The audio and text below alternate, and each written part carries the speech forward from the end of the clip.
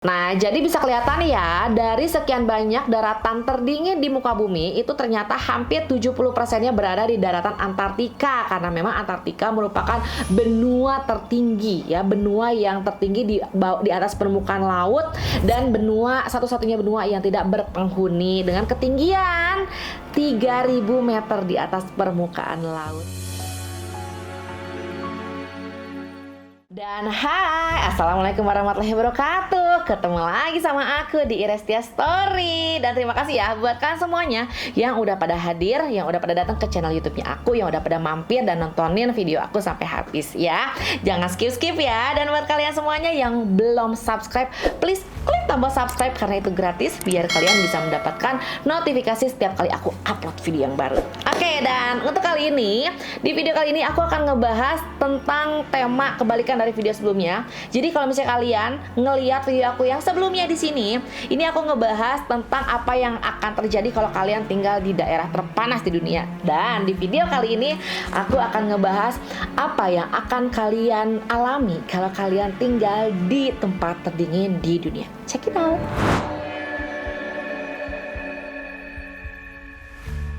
Nah, jadi ini aku akan ngebahas tentang dua tipe ya, tipe tempat terdingin di dunia yang tidak bisa ditempati oleh manusia secara permanen, dan tempat terdingin di dunia yang bisa ditempati secara permanen. Nah, kalau misalnya yang tercatat di buku Guinness World Record, tempat dengan suhu udara terdingin di bumi yang bisa ditempati manusia secara permanen itu ada di Rusia, tepatnya di desa Oymyakon, Siberia, Rusia. Nah, suhu terendah yang pernah terjadi di tempat itu di minus 67 derajat Celcius. Oh, gak kebayang. Aku yang gampang flu ini, yang bener-bener alergi sama dingin, dikasih 20 derajat aja, 10 derajat aja, itu udah bener-bener mati rasa dan flu terus-terusan. Oh, makanya aku tuh ya nggak mau kalau misalnya jalan-jalan ke luar negeri di saat winter, karena aku benci dingin, apalagi minus 67 derajat. Nah, apa yang kalian bisa lakukan di sana nanti aku akan ceritain. Nah, karena di sini aku mau cerita dulu berdasarkan situs dari New Science. Untuk wilayah dengan suhu paling rendah yang ada di bumi ini itu berada di Antartika ya, tepatnya di dataran tinggi Antartika Timur. Nah, data yang didapatkan dari satelit NASA itu tuh suhu udaranya pernah mencapai minus 94 derajat Celcius pada tahun 2004 dan 2016.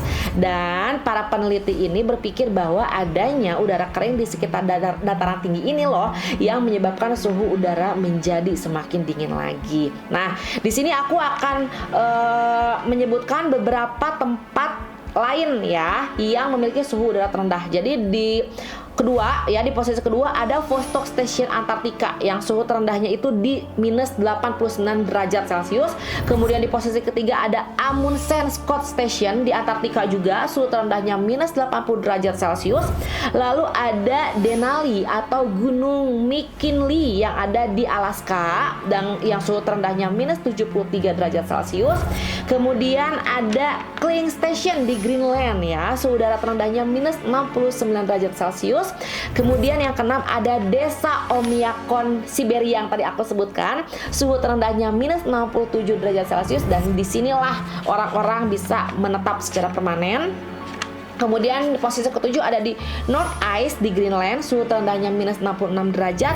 Kemudian lanjut posisi 8 ada desa Yakutsk di Siberia Rusia juga, suhu terendahnya minus 64 derajat Celcius.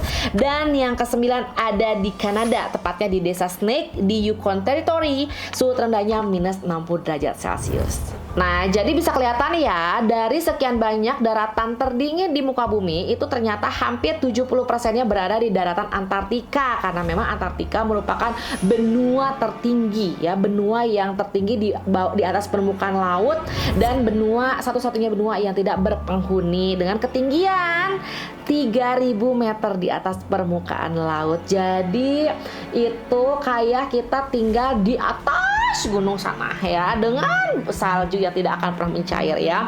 Karena semakin tinggi suatu wilayah, maka suhu udara juga semakin menurun karena kapasitas oksigen juga semakin menipis. Dan benua Antartika itu dinobatkan sebagai benua terkering, terdingin, dan paling berangin di bumi.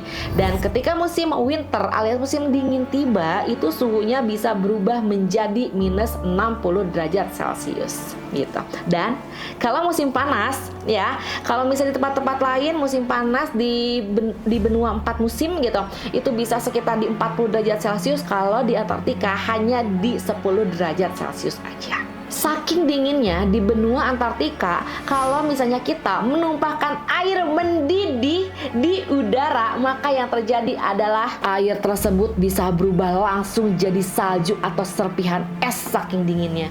Jadi kalau misalnya kamu lagi kesal sama orang, terus kamu seblok dia sama air panas, mau ngaruh sayang, begitu diseblok langsung dia membeku di udara saat itu juga ya. Nah, jadi meskipun seperti itu gitu ya kondisi ekstrimnya, tapi bukan berarti benua Antartika tidak pernah dihuni sama sekali, karena nyatanya setiap tahun datang sekitar 5.000 orang peneliti mendatangi benua Antartika untuk melakukan penelitian terhadap kehidupan di sana, tapi nggak bisa permanen ya. Jadi mereka hanya datang di saat summer ya, sekitar di bulan Oktober sampai bulan Maret, di sekitar suhu udaranya minus 10 derajat Celcius, karena kalau misalnya mereka melakukan penelitian di saat winter, mereka sudah tidak akan bisa bertahan hidup gitu ya. Nah, di sana itu yang mereka lakukan meneliti kehidupan yang berhubungan dengan kutub ya, seperti meneliti binatang-binatang di sana, penguin, ikan, meneliti gunung-gunung dan tumbuhan yang bisa hidup di sana. Tapi dia tidak bisa menetap secara permanen. Jadi sebenarnya ini bisa ditarik kesimpulan ya, bahwa kalau misalnya ditanya nih, kalau misalnya manusia diberi pilihan ekstrim, dia bisa tinggal di tempat terpanas atau tempat terdingin, itu ternyata manusia masih bisa bertahan di tempat yang terpanas, tapi manusia tidak bisa bertahan di tempat terdingin ya. Kalau di tempat terpanas kan kita resikonya mengalami hipertermia ya, nanti kita akan dehidrasi dan akhirnya kita akan meninggal pelan-pelan karena kekurangan air. Tapi kalau misalnya kita punya air, selama kita masih punya persediaan air di sana, kita masih bisa hidup. Tapi kalau kamu tinggal di tempat yang terdingin, maka yang akan terjadi adalah hipotermia, yang pada akhirnya pembuluh darah itu tidak bisa mengantarkan darah ke otak kamu, sehingga kamu pada akhirnya akan mati kekurangan oksigen juga. Cuman permasalahannya ternyata setelah diteliti, teknologi tercanggih pun tidak dapat menolong manusia untuk tetap dapat hidup di tempat terdingin dalam waktu yang lama secara permanen gitu ya. Nah, tadi kan aku udah bilang ya, jadi di antara sekian banyak tempat terdingin, ternyata di posisi ke-6 yaitu desa Oymyakon, Siberia, Rusia, yang baru bisa ditinggali oleh manusia secara permanen karena karena desa itu terletak di 750 meter di atas permukaan laut ya. Suhu terdingin yang pernah terjadi yang tadi aku bilang minus 67 derajat Celcius dengan rata-rata suhu udaranya minus 50 derajat Celcius. Dan ketika musim panas tiba, itu sekitar 10 derajat Celcius, paling panas pernah dia di 19 derajat Celcius. Nah, dengan kondisi suhu tersebut, desa Oymyakon memiliki penduduk sekitar 500 orang juga, dan dia menjalani kehidupan yang lebih normal ya, seperti penduduk biasa, bisa sekolah, bisa belanja, ke supermarket, bisa kerja gitu.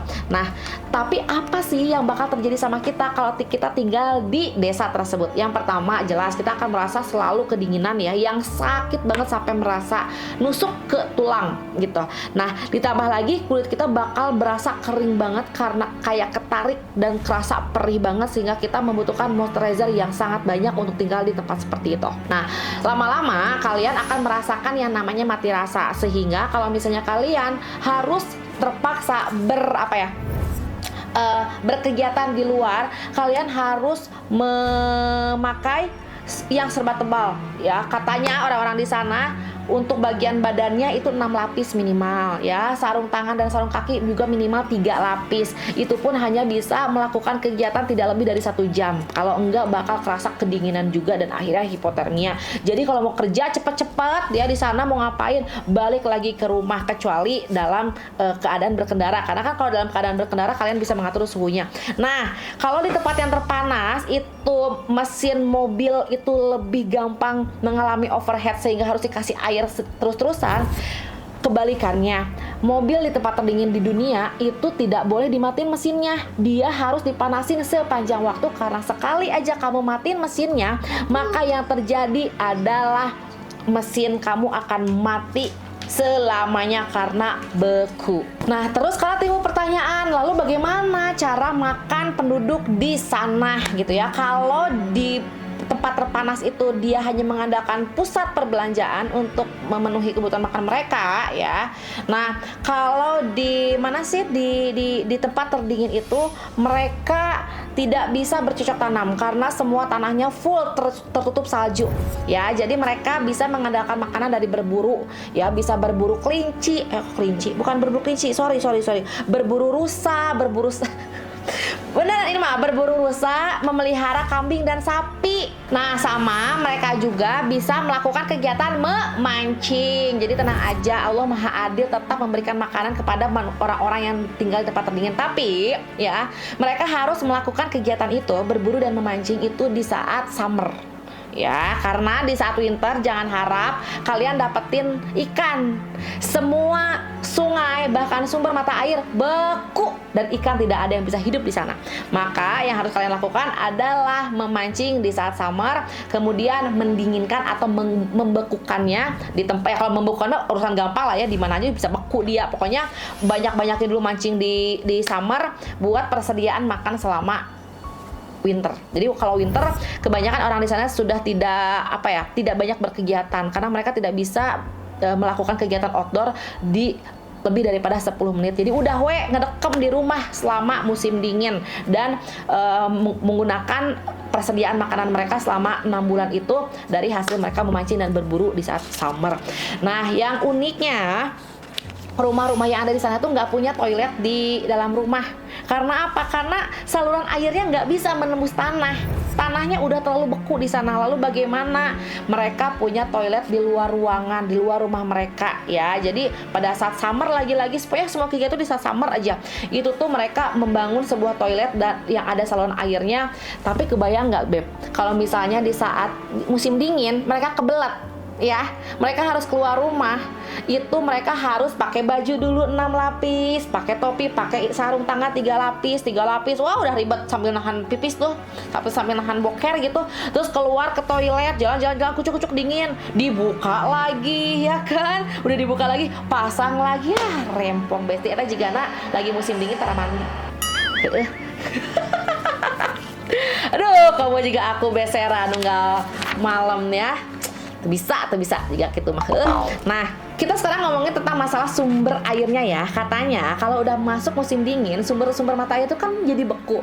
Jadi warga-warga di Oymyakon itu biasanya mereka manen air. Nah, udah dengar kan namanya manen air. Jadi mereka potong-potongin di sumber air itu jadi es balok ya, es balok sekitar 30 cm lah. Mereka angkut-angkutin tuh, dibawain ke rumahnya. Ya, sebagian dipakai buat mengawetkan makanan-makanan mereka, sebagian lagi mereka tunggu biar bisa mencair dan jadi sumber air buat mereka gitu. Jadi kalau misalnya mereka mau minum, mereka ambil balok esnya, dicairin dulu, diminum dulu tuh. Makanya kalian teh bersyukur tinggal di Indonesia. Udaranya enak, sesantuy-santuynya orang masih bisa nanam jagung, nanam singkong ya kan, udah kayak gitu. Jadi lupa aku namanya. Air minum juga kita ke sungai atau gimana ya, maksudnya aku tidak mengecilkan penderitaan orang Indonesia, tapi maksudku orang-orang di Indonesia itu tuh masih jauh lebih enak lah untuk menjalani hidupnya karena suhunya itu tuh suhu manusia yang normal, yang enak gitu. Oke. Jadi harus banyak bersyukur ya orang Indonesia. Nah, bahkan katanya ya di suatu dokumenter yang meliput kehidupan warga di desa Yakutsk ya, mereka itu sampai harus makan ikan doang selama 4 bulan berturut-turut makan ikan. Wah, bosan jika karena apa? Karena di saat musim dingin mereka sudah tidak punya persediaan lagi daging rusa dan daging sapi karena udah susah dicari. Tadi ada pertanyaan katanya, emang sapi bisa hidup di sananya? Berarti bisa didinya. Nah, dan sama seperti kota-kota yang lainnya, anak-anak juga di sana ada sekolah, cuma di musim dingin diliburin. Jadi anak-anak yang tinggal di sana itu lebih banyak tinggal di rumah ketimbang di sekolah gitu. Jadi kalau misalnya musim dingin mereka belajar di rumah dan pokoknya mereka melakukan segala kegiatan itu di ruangan aja gitu. Kebayang ya bosannya kayak gimana? Oke, jadi gitu ya. Tinggal di tempat terdingin di dunia. Nah, rata-rata kalau misalnya rumah-rumah yang ada di sana juga bukan dari batu bata, tapi dari kayu biar lebih hangat gitu ya. Nah, jadi buat kalian semuanya ya, kalau disuruh tinggal di tempat ekstrim ya, kalian mau lebih milih tinggal di mana? Yang paling panas atau yang paling dingin? Tulis di kolom komentar ya. Sama tulisin juga kalian pengen kita bahas tentang apa lagi nih yang menarik ya, yang unik-unik yang ada di dunia ini. Kita akan ngobrol-ngobrol. Tulis di kolom komentar, dan mohon maaf ya kalau misalnya masih ada salah-salah penyampaian atau kurang enak didengar, punten pisan ya sayang ya. Sampai ketemu di video selanjutnya. Assalamualaikum warahmatullahi wabarakatuh. Dadah.